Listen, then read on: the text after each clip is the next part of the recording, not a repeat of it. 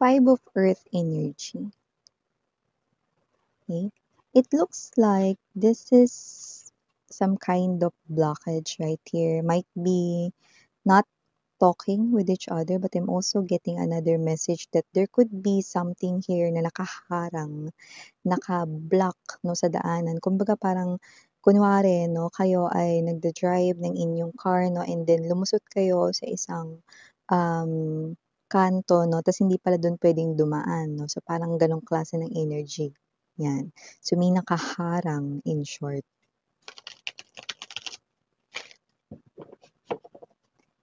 We have here the messenger of earth, which is the Knight of Pentacles. So maybe this person here no, is parang gone long or matagal na nawala rito 'no, or matagal na kayong hindi nag-uusap 'no. Eh, dahil meron nga ritong blockage or may nakaharang.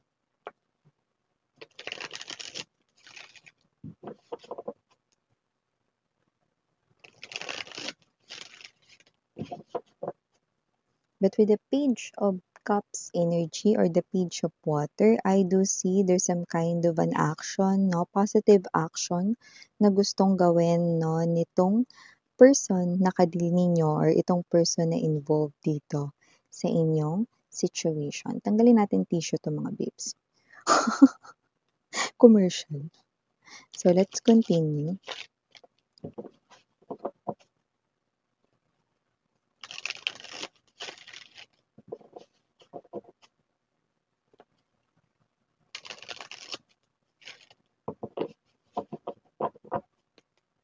Okay.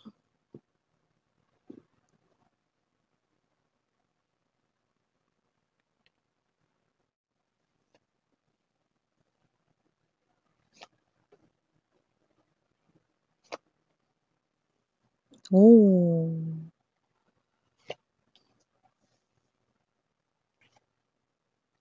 Wow. Tower call right here. Six of Water energy. Three of Earth, center of the reading. Pagpaplano, pagtutulungan dito. So we have here the Page of Air. Saan? Omo. This really looks like a personal reading here for someone, pero syempre 'no, just take only what resonates, okay? May mga energies pa rin tayo rito 'no, na nafi-feel natin na itong reading na 'to will feel like a personal reading to you at mukhang tinatawag ang iyong atensyon. Yes, ikaw, sweetheart na nakikinig at nanonood, nakatingin sa iyong screen ng cellphone, desktop man 'yan, laptop 'no, 'yan. Thank you so much sa mga hindi nagpapahuli rito sa kanilang mga boss 'no, dahil nanonood kayo habang nagtatrabaho. Baka mahuli kayo diyan. Puwede naman 'yan mamayang break time mga babes 'no. So let's see at the bottom of the deck. Ooh! Ayan 'no, love it 'no, parang malapit na akong kumanta ng, "Ooh, what about that genie? That genie." Queen of Fire energy, Seven of Earth right in here, and the King of Fire, yeah. You're looking at each other, you're looking at each other right here. So, wow, we have here divine counterparts. So, hi and hello there, sweethearts. My name is Yan. Welcome new subscribers, returning tambayers. Thank you sa inyong walang sawang pagtambay. And yun nga, wala tayo dito. Ooh! We just heard the word mapusok. Yan mga babes 'no. Ano 'to, Precious Hearts Romance? Pocketbook, ayan mga babes 'no, sa mga kaedad ko diyan. Naalala ko tuloy nung nag-aaral pa ako mga babes 'no, diyan, okey. Meron, kaming parang ginagawa 'no, nung mga kaibigan ko 'no, nung high school 'no. So kapagka wala kaming masyadong gawain sa school, after namin sa school, pumupunta kami ro'n sa palengke. Meron kasi ro'n na parang ano, palit pocketbook. Pagtapos mong basahin puwede mong i-exchange yung pocketbook mo, 'yan, So nakakaloka naman yung word na ating ano, nakuha, mapusok pero saktong-sakto 'no, dahil dito sa inyong reading I'm seeing 'no, na mapusok ang inyo ritong damdamin or pagmamahalan sa isa't isa, no? Yeah, the English word for mapusok is, I do believe, passionate, no? You have this intense, immense, high frequency, high level na feelings, no? Pagtatangi, no? So parang ito ay, no, parang bursts of emotions, no? Parang like a lava, hot lava sa kakairap pa lamang na volcano. Kaya naman with the two of water energy, nine of water right here, no, nakita ko rito, no, ng pagsasama. Yan, no, at ito ay isang emosyonal na pagsasama. Ayan, no. Bago ko ituloy yan, mga babes, no, ituloy ko muna yung sinasabi ko kanina bago pumasok yung word na mapusok. Timeless yung mga readings natin. So, pwedeng ito ay nangyari na sa iba sa inyo, sa iba naman nangyayari na po ngayon at sa iba yung mangyayari pa lang. At wala tayong gender dito, mga mahal, babae, lalaki, LGBT, lahat welcome. Pwede rin pong magkapalit-palit yung mga rules dahil possible talaga magka-switch-switch dahil general reading po ito. And at the end of the day, lahat ay may free will na free nyong gamitin, no? Kung gusto nyo pong i-claim yung mga messages or hindi. But we have here, no? Yeah, alam ninyo nagiging emosyonal ang pagtatagpo na ito, 'no? At itong pagtatagpo na 'to, 'no, ay nakikita ninyong dalawa ng partner mo bilang Nine of Water energy. So, with the Eight of Water in reverse, which I do believe na ito ay naka-upright position, 'no, na situation ninyo, 'no, way back before.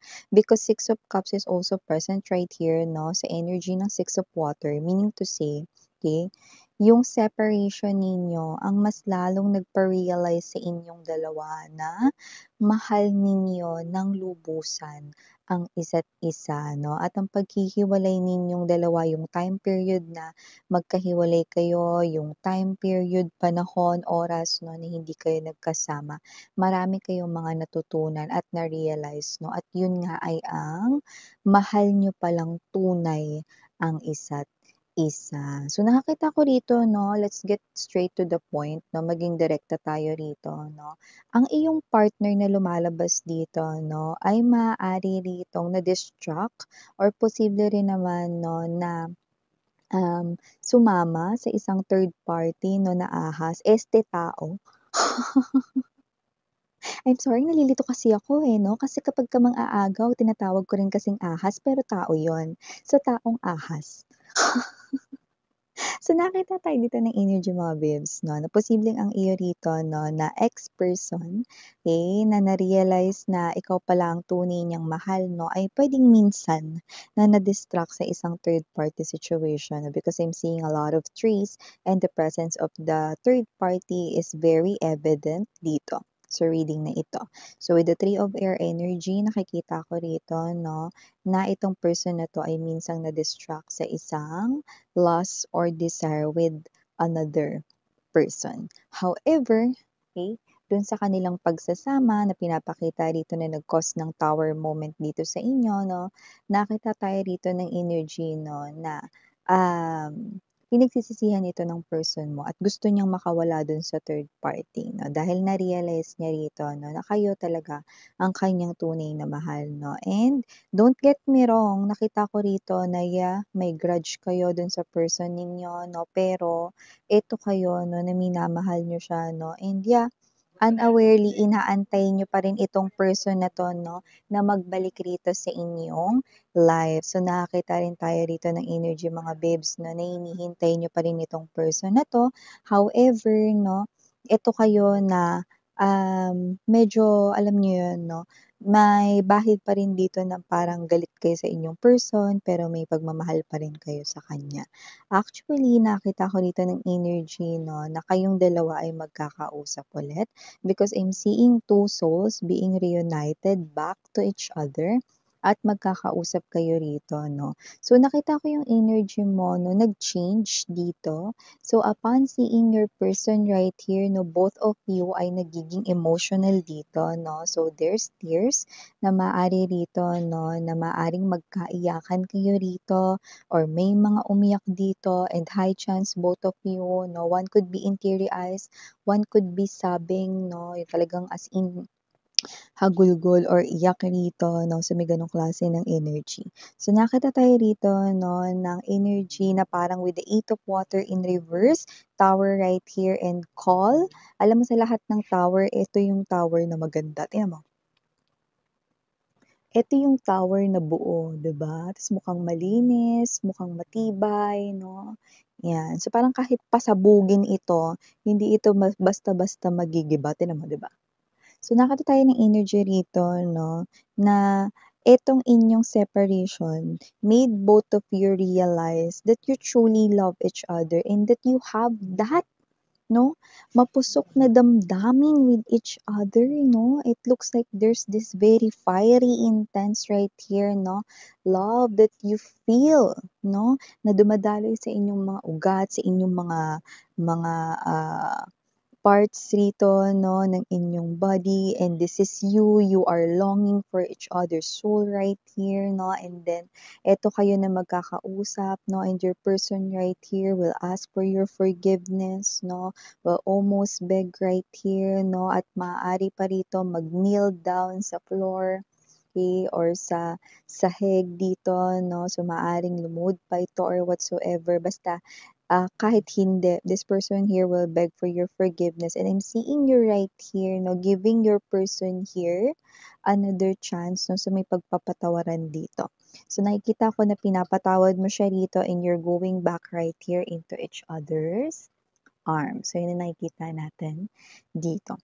And also nakita ko dito 'no, na parang okay, coming from you guys 'no, you are very generous to give this person here another chance. So dahil nakita mo talaga na sising-sisi siya at hindi mo lang nakita, talagang na-feel mo 'no, naramdaman mo rito 'no, at na-sense ng iyong intuition na talagang totoong parang nagbago na siya rito. So nakita tayo rito ng energy mga babes 'no, na kayo ito na parang wala na kayong pakialam kung ano yung nangyari sa nakaraan, mag-move on kayong dalawa at mag-start kayo all over again. So, yun yung nakita ko rito, no? Kaya nga that's why sinasabi ko sa inyo, this reading feels like a personal reading here for someone watching right now, no? But just take only what resonates, no? So, nakikita ko rito magkakausap kayong dalawa, no? At nakakaloka, para pa kayo rito magsasabuatan, yan, no? May pagpaplano rito 'no, na I'm getting that disposal word 'no. Disposal of what, Miss Yan? Ano ba yung mga dini-dispose mga babes, 'di ba basura? So nakikita ko rito na magpaplano kayo 'no, magkakakuntsabahan kayo nitong ex-lover mo na nakita ko na magkabalikan kayo rito, nagkabalikan kayo at mag-uusap kayo rito 'no, at malalaman mo na hindi pa rin siya tinitigilan rito at hindi siya tinatantanan ng third party. So nakikita ko na yung pagpaplano ninyong dalawa 'no, is that your person will ask for your help 'no, na tulungan mo siya rito mag-isip or gumawa kayo rito ng paraan. Strategy, ayan 'no, strategy 'no kung papaano ninyo rito madi-dispose ang third party. Yan 'no, hindi ito krimen, hindi ito pagpaplano ng pagpatay or whatever, walang gano'n, Ibig lang sabihin nun, idiomatically speaking 'no, mag-iisip kayo ng paraan para tuluyan na ito 'no, na lumayo sa person mo 'no, at magpaubaya na sa inyong dalawa 'no. Dahil una sa lahat, kayo naman talaga ang una 'no, na talaga namang minahal ng person na 'yan 'no, at kayo pala talaga ang tunay na minamahal 'no, 'yan. So, may gano'ng klase ng energy. So, with the 7 of fire right here 'no, and there's this Ace of fire, I'm seeing that your love for each other 'no, will definitely, okay, kayong dalawa ay makakaisip 'no, ng paraan rito 'no, kung papaano, mawawala 'no, yung third party sa picture. no, kung paano mare-release ng third party ang person mo, no, at mag-give way na lang sa inyong dalawa, no. So, kung paano maaalis in short no, yung third party sa buhay ninyong dalawa, okay? So, nakita ko rito, no, na hindi ito magiging madali dahil medyo palabarn yung third party. However, your love for each other, no, is nakikita natin ditong matibay. Look at how you look at each other. Okay? Queen of Fire energy and the King of Fire. See? So, nakita tayo dito ng energy, no, na you are really, tinan mo, parehas yung heart ninyo, no, na nag-glow. So, definitely, parehas kayo rito, no, na na-miss ninyo talaga, no, yung isa't isa and you want really talaga, no, na makabalik, no, sa piling ng isa't isa. You know, the call right here is the judgment energy. So, definitely, you're making a decision right here, no, na itaguyod, no, ulit, no, or i-rebuild ulit ang inyong foundation, no. So, with the Seven of Earth energy, nakikita ko rito, no, na yes, your intuition is really correct, no, or tama dito. Because, kapag intuition mo yung kumakausap sa'yo, no, at hindi lang ang inyong mind, ibig sabihin ito ay 101% tama, no? So, it is based in the alignment of your heart, soul, and mind. So, nakikita ko rito, no, that ang inyo ritong pagsasama is that magiging matagumpay na ngayon. So, ewan ko kung kayo ba ay naging kayong dalawa when you were too young or whatever, not that mature noon. Pero ngayon nakikita ko that this union of your souls, no, and getting back together, no, is mas magiging matibay na ang inyong samahan.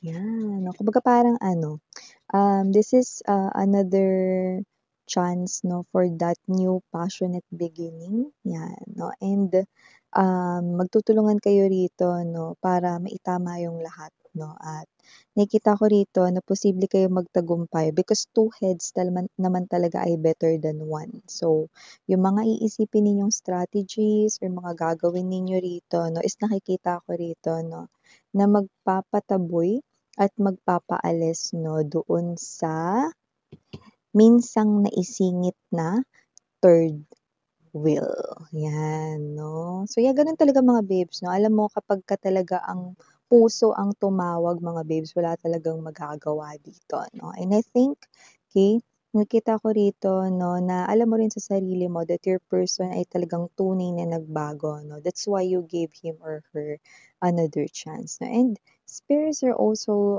guaranteeing you guys that with this beautiful tower over here, hindi na ito matitibag, no, sa pagkakataong ito. Okay, so wow, congratulations that you are now into each other's arms again. So nakita tayo ng energy rito, no, ng inyo ritong muling pagsasama. And this time will never end, you know. This time will never end. Yan. So ito yung mga messages right here for you guys. Parang mali yung tunay na kanta na yon, no? Tapos yung tono ko yung tama, no? Giselle. So, yun nga, ito yung mga messages right here for you guys. And again, I'm Yuriana on me. Sarang Heyo, love and light. And